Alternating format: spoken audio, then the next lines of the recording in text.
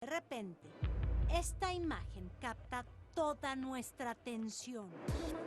Es México y está de manera ilegal en territorio estadounidense. Segundos después, entra a cuadro un compañero, baja y ambos ya entraron a Estados Unidos.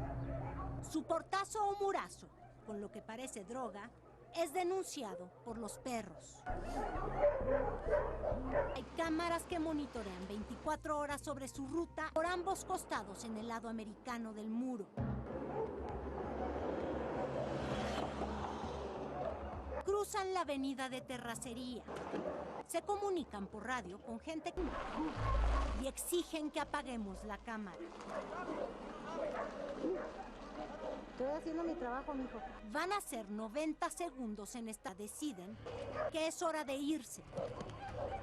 Sí, de vuelta a México en tan solo 15 segundos. Con la agilidad de acróbatas, trepan el muro con los bultos de droga envueltos en cinta canela. Ya están en México y corren para perderse en las calles.